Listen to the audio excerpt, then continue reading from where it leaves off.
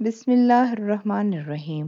حضرت ابراہیم علیہ السلام کی پہلی شادی اپنی چچا داد حضرت سارہ سے ہوئی، لیکن وہ ایک عرصے تک اولاد کی نعمت سے محروم رہے۔ ایک دن حضرت سارہ نے ان سے فرمایا، آپ ہاجرہ سے نکاح کر لیں، شاید اللہ تعالیٰ ان کے بطن سے اولاد عطا فرما دے۔ دراصل یہ سب کچھ من جانب اللہ ہی تھا، چنانچہ آپ نے حضرت ہاجرہ کو اپنی زوجیت میں لے لیا اور پھر شادی کے 1 سال بعد ہی انہوں نے حضرت اسماعیل علیہ السلام کو جنم دیا۔ اس وقت حضرت ابراہیم علیہ السلام کی عمر مبارکہ 86 سال تھی۔ جب حضرت ہاجرہ امید سے تھیں تو فرشتے نے آپ کو لڑکا ہونے کی نوید سنائی اور اسماعیل نام رکھنے کو کہا۔ حضرت اسماعیل 1800 قبل مسیح میں پیدا ہوئے۔ حضرت ابراہیم دعاؤں، آرزوؤں اور تمناؤں کے بعد 13 سالی میں پہلے فرزند کی پیدائش پر خوشیوں کا بھرپور اظہار بھی نہ کر پائے تھے کہ انہیں ایک اور آزمائش سے گزرنا پڑا۔ وہ بحکم الہی نومولود لگتے جگر اور فرما بردار بیوی کو ملک شام سے ہزاروں میل دور ایک ایسی وادی میں چھوڑ آئے کہ جہاں میلوں تک پانی نہ تھا، نہ چرند پرند اور آدم نہ تھا، نہ آدم زاد۔ وادی فاران کے سنگلاخ کالے پہاڑوں کے درمیان تپتے صحرا کے ایک بوڑھے درخت کے نیچے اللہ کی ایک نیک اور برگزیدہ بندی اپنے نومولود معصوم بیٹی کے ساتھ چند روز سے قیام پذیر ہیں۔ جو زاد راہ 7 تھا، ختم ہو چکا۔ ماں بیٹا بھوک پیاس سے بے حال ہیں۔ ماں کو اپنی تو فکر نہیں، لیکن بھوکے پیاسے بچے کی بے چینی پر ممتا کی تڑپ فطری امر ہے۔ لیکن اس لکو دک صحرا میں پانی کہاں؟ جوں جوں لگتے جگر کی شدت پیاس میں اضافہ ہو رہا تھا، ممتا کی ماری ماں کی بے قراری بھی بڑھتی جا رہی تھی۔ اسی حالت اضطراب میں قریب واقع پہاڑی صفا پر چڑھی کہ شاید کسی انسان یا پانی کا کوئی نشان مل جائے، لیکن بے سود۔ تڑپتے دل کے ساتھ بھاگتے ہوئے ذرا دور دوسری پہاڑی مرفا پر چڑھی، لیکن بے فائدہ۔ اسی طرح دونوں پہاڑیوں کے درمیان پانی کی تلاش میں 7 چکر مکمل کر لیے۔ ادھر اللہ جل شانہ نے حضرت جبرائیل امین کے ذریعے شیرخوار اسماعیل کے قدموں تلے دنیا کے سب سے متبرک اور پاکیزہ پانی کا چشمہ جاری کر کے رہتی دنیا تک کے لیے یہ پیغام دے دیا کہ اللہ پر توکل کرنے والے صابر و شاکر بندوں کو ایسے ہی بیش قیمت انعامات سے نوازا جاتا ہے۔ حضرت عبداللہ بن عباس سے روایت ہے کہ نبی کریم صلی اللہ علیہ وآلہ وسلم نے فرمایا کہ اللہ پاک حضرت اسماعیل علیہ السلام کی والدہ پر رحمت فرمائے، اگر وہ پانی سے چولو نہ بھرتی اور اسے رکنے کا نہ کہتی تو وہ ایک بہتا ہوا چشمہ ہوتا۔ آب زمزم غذا بھی ہے اور شفا بھی، دوا بھی ہے اور دعا بھی۔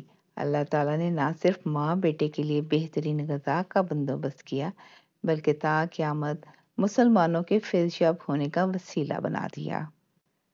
حضرت ہاجرہ اپنے صاحبزادے کے ساتھ وہیں رہ رہی تھیں کہ ایک روز عرب کے قبیلے بنو جرہم کے کچھ لوگ پانی کی تلاش میں وہاں پہنچے اور حضرت ہاجرہ کی اجازت سے وہاں رہائش اختیار کر لی۔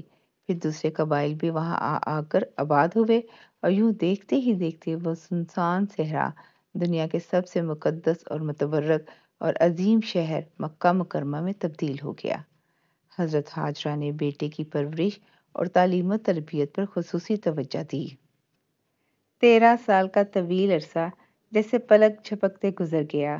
حضرت اسماعیل علیہ السلام مکے کی مقدس فضاؤں میں آب زمزم پی کر اور صبر و شکر کے پیکر عظیم ماں کی آغوش تربیت میں پروان چڑھتے ہوئے بہترین صلاحیتوں کے مالک خوبصورت نوجوان کا روپ دھار چکے تھے کہ ایک دن حضرت ابراہیم علیہ السلام تشریف لائے اور فرمایا، اے بیٹا، میں خواب میں دیکھتا ہوں کہ گویا تمہیں ذبح کر رہا ہوں، تو تم سوچو کہ تمہارا کیا خیال ہے؟ فرما بردار بیٹے نے سر تسلیم خم کرتے ہوئے فرمایا، ابا جان، آپ کو جو حکم ہوا ہے وہی کیجیے، اللہ نے چاہا تو آپ مجھے صابرین میں پائیں گے۔ حضرت اسماعیل علیہ السلام کا یہ سعادت مندانہ جواب دنیا بھر کے بیٹوں کے لیے آداب فرزندی کی ایک شاندار مثال ہے۔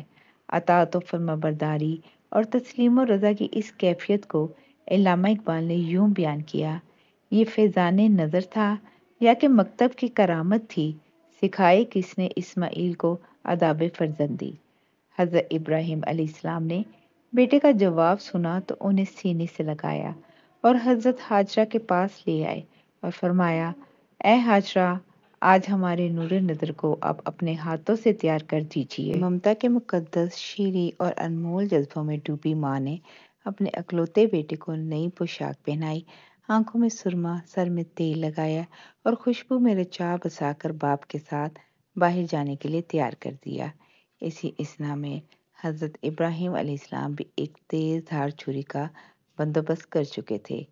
پھر بیٹے کو ساتھ لے کر مکے سے باہر مینا کی جانب چل دیے۔ شیطان نے باپ بیٹے کے درمیان ہونے والی گفتگو سن لی تھی۔ جب اس نے صبر و استقامت اور اطاعت خداوندی کا یہ روح پروا منظر دیکھا تو مضطرب ہو گیا اور اس نے باپ بیٹے کو اس قربانی سے باز رکھنے کا فیصلہ کر لیا۔ چنانچہ جمرہ عقبہ کے مقام پر راستہ روک کر کھڑا ہو گیا۔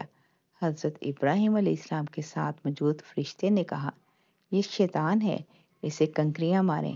حضرت ابراہیم علیہ السلام نے اللہ اکبر کہہ کر اسے 7 کنکریاں ماری، جس سے وہ زمین میں دھنس گیا۔ ابھی آپ کچھ ہی آگے بڑھے تھے کہ زمین نے اسے چھوڑ دیا اور وہ جمرہ وسطیٰ کے مقام پر پھر ورگلانے کے لیے موجود ہوا۔ حضرت ابراہیم علیہ السلام نے دوبارہ کنکریاں ماری، وہ پھر زمین میں دھنسا۔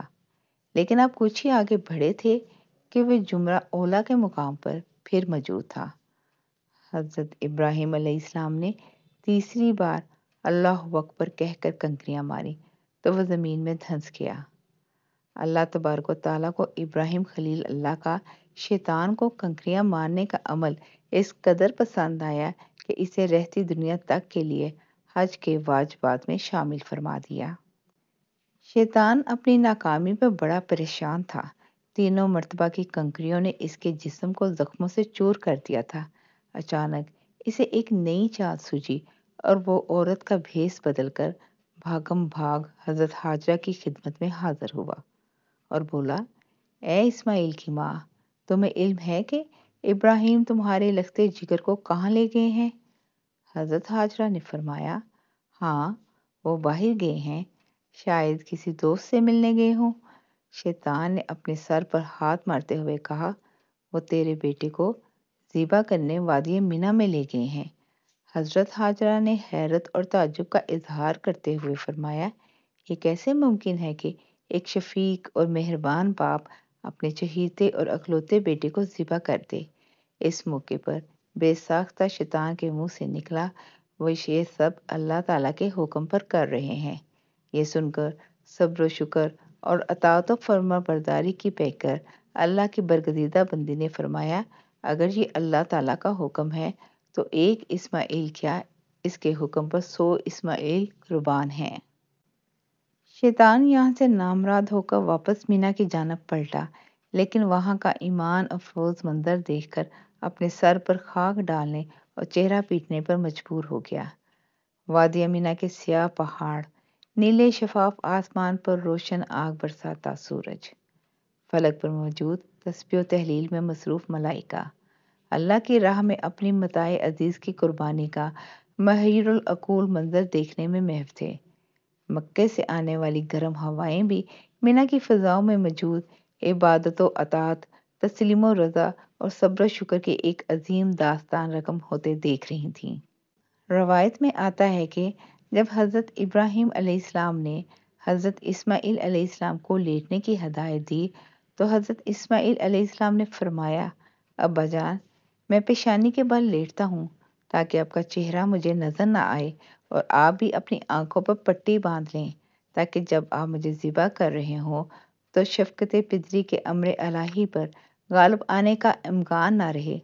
صبر و استقامت کے کوہ گرا والد نے گوشہ جگر کے مشورے پر عمل کیا، اور جب اسماعیل علیہ السلام لیٹ گئے تو تکمیل احکام خداوندی میں تیز دھاری چھری کو پوری قوت کے ساتھ لختے جگر کی گردن پر پھیر دیا۔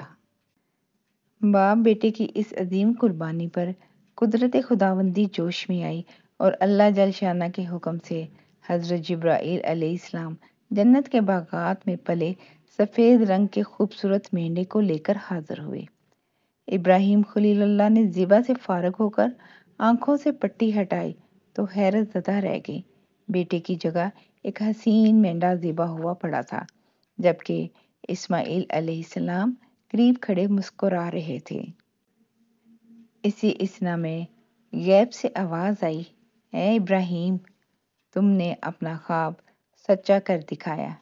بے شک ہم نیکی کرنے والوں کو ایسا ہی بدلہ دیا کرتے ہیں۔